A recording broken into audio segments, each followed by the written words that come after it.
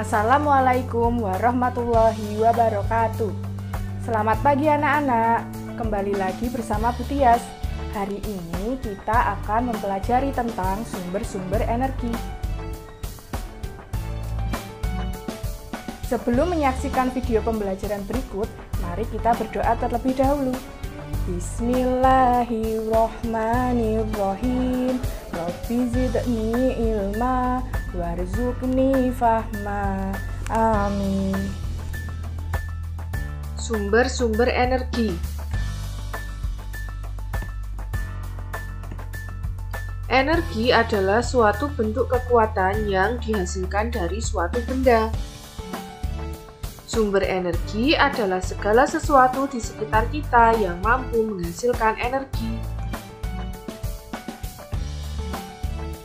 Macam-macam sumber energi yang akan kita bahas kali ini adalah matahari, air, angin, listrik, minyak bumi, dan batu bara.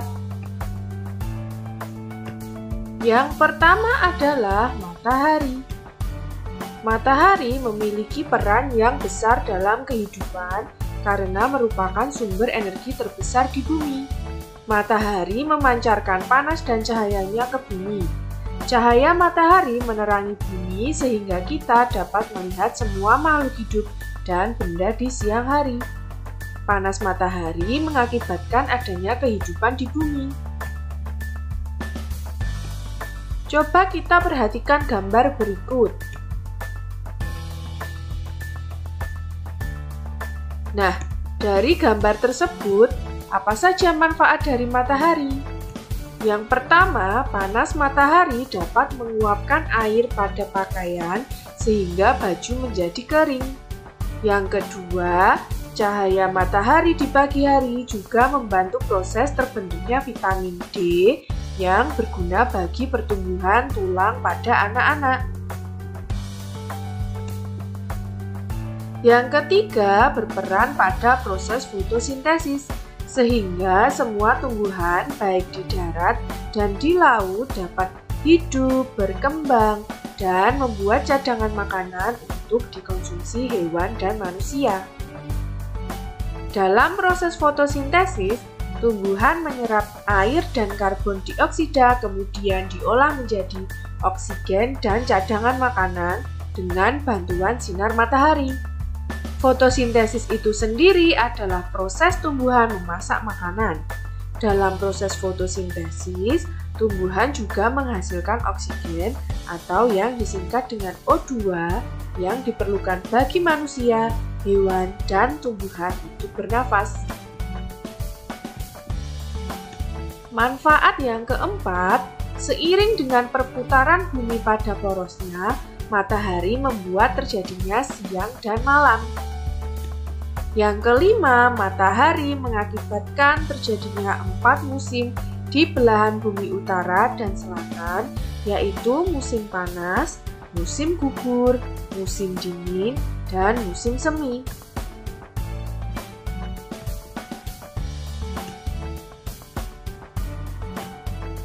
Yang keenam, panas matahari mengakibatkan air laut menguap. Peristiwa ini dimanfaatkan pada proses pembuatan garam.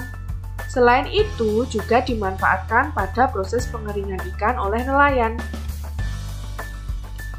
Yang ketujuh, cahaya dan panas matahari digunakan sebagai sumber energi pada panel surya yang mengubah energi cahaya matahari menjadi energi listrik.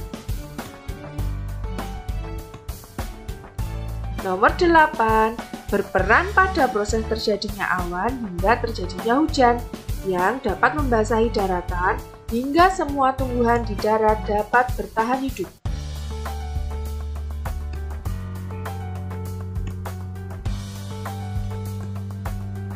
Energi selanjutnya adalah air.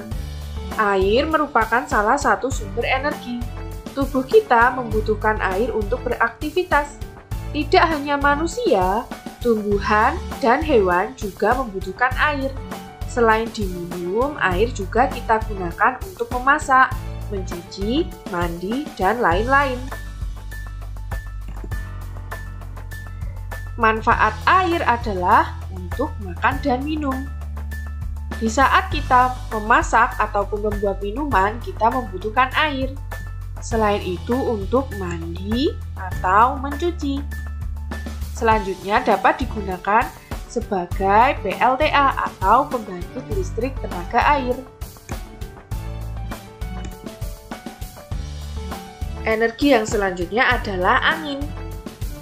Angin adalah sesuatu yang tidak dapat kita lihat tapi dapat kita rasakan. Saat suatu wilayah memiliki suhu udara yang sangat panas dan di wilayah lain bersuhu dingin, maka udara di daerah panas akan naik dan diisi oleh udara dari wilayah bersuhu dingin. Pergerakan udara ini kemudian disebut sebagai angin. Manfaat angin yang pertama, angin membantu suhu udara di musim panas menjadi lebih sejuk. Yang kedua, pada proses hujan, angin membuat awan-awan bergerak ke berbagai wilayah di atas daratan sehingga banyak wilayah akan terhindar dari kekeringan. Yang ketiga, angin membuat anak-anak dapat bermain layangan, bermain kincir, atau bermain gelembung sabun yang berterbangan ke berbagai arah karena tiupannya. Dan yang terakhir, dapat membantu nelayan ketika berlayar di laut. Selain itu, seiring dengan perkembangan teknologi, saat ini angin juga dimanfaatkan sebagai sumber energi listrik. Energi yang selanjutnya adalah energi listrik. Energi listrik adalah energi utama yang dibutuhkan untuk peralatan listrik atau energi yang tersimpan dalam arus listrik. Manfaat dari energi listrik adalah untuk menghidupkan peralatan yang menggunakan listrik. Contohnya setrika, lampu, kipas angin, blender, televisi, dan lain-lain. Energi selanjutnya adalah minyak bumi. Minyak bumi merupakan sumber energi yang tidak dapat diperbarui karena proses pembentukan minyak bumi membutuhkan waktu yang lama, bisa mencapai jutaan tahun. Minyak bumi berasal dari hewan yang sudah tertimbun di perut bumi selama jutaan tahun. Manfaat dari minyak bumi adalah sebagai bahan bakar transportasi seperti mobil, motor, pesawat, dan sebagainya. Selain itu, digunakan juga sebagai bahan bakar gas cair atau yang sering kita sebut dengan gas LPG. Hasil olahan minyak bumi juga dapat dibuat menjadi cat minyak, cat dinding, cat mobil, cat kayu, dan beberapa produk plastik.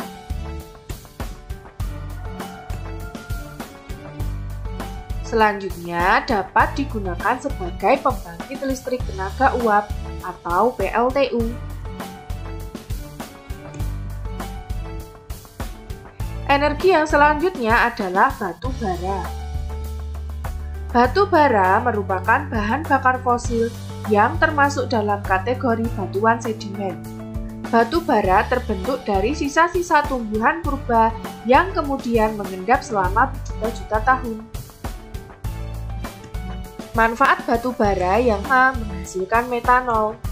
Metanol merupakan bahan bakar cair untuk menggerakkan mesin di berbagai industri. Yang kedua, bahan bakar kompor brisket untuk memasak kebutuhan sehari-hari. Yang ketiga, sebagai bahan bakar untuk pembangkit listrik. Dan yang keempat, sebagai bahan bakar gas untuk industri dan pembangkit listrik tenaga gas. Dari sumber energi yang telah disebutkan sebelumnya, matahari, angin, air, listrik, minyak bumi, dan batu bara merupakan sumber daya alam. Disebut sumber daya alam karena berasal dari alam. Sumber daya alam dibagi menjadi dua, yaitu sumber daya alam yang dapat diperbarui dan sumber daya alam yang tidak dapat diperbarui. Sumber daya alam yang dapat diperbarui, misalnya tumbuhan, hewan, sinar matahari, air, dan angin. Termasuk sumber daya alam yang dapat diperbarui karena tersedia melimpah di alam dan kita dapat memperbanyak jumlahnya.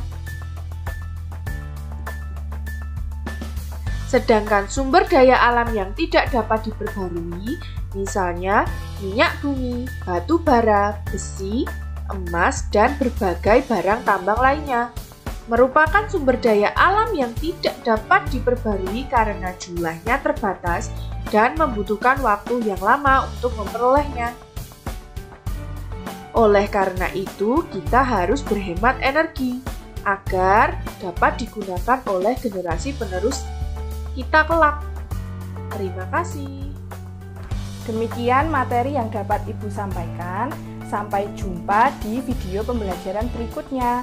Wassalamualaikum warahmatullahi wabarakatuh.